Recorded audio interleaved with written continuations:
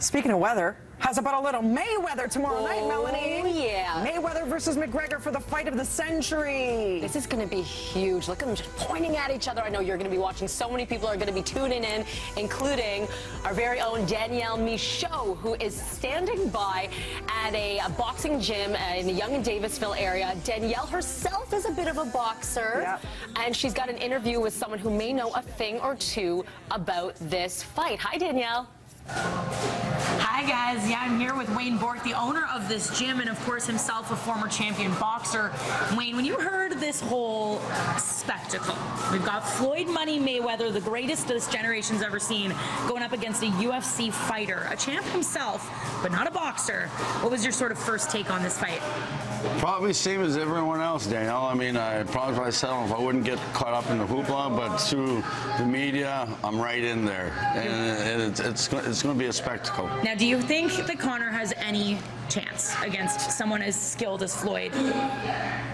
The only chance I'd say he has is if he gets a lucky shot. I mean, it's a boxing match. It's not an MMA match. It's a boxing match, and so for the last 20 years, nobody has been able to hit this guy for the last 20 years, the greatest fighters, right? So, in that terms of boxing, I mean, I don't think he has a chance. Yeah. Now, Floyd's techniques usually, draw him out a little bit more defensive. Do you think he should be more aggressive? He wants to KO him. Do you think that's wise? The way I look at it is, also, Conor's got to come down in some weight. He's got to lose about 10 pounds, so I mean, he's going to have to come out in the first 2-3 rounds. He's going to give it all he's got, and I think Floyd's just going to do what he does, move. He's probably the best defensive fighter that ever was, and he's going to move it.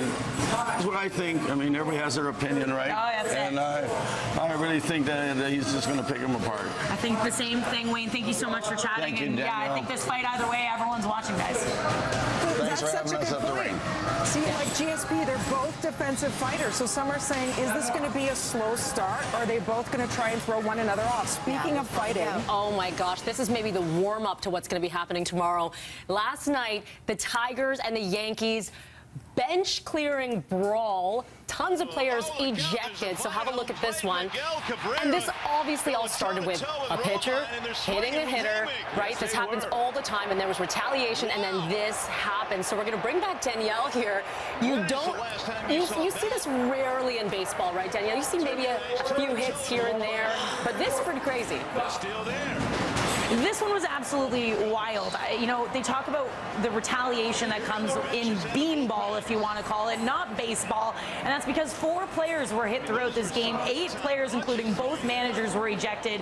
It was an absolute gong show, and to be honest, this one just felt dangerous. In the 7th inning, Dylan Betances came in, hit James McCann right in the front of the helmet. And while they were both saying they didn't think it was intentional, the game was tied, and the Yankees are in a pennant race. I don't know. Betances has hit one batter in almost 300 plate appearances.